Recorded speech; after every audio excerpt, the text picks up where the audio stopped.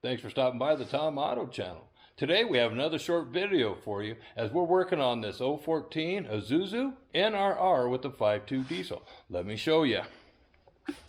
If you've got a P2563, a P0045, along with a low power engine light on, more than likely you have a solenoid that is not working.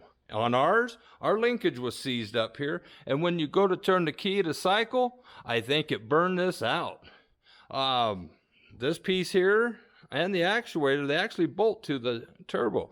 That piece is $2,500.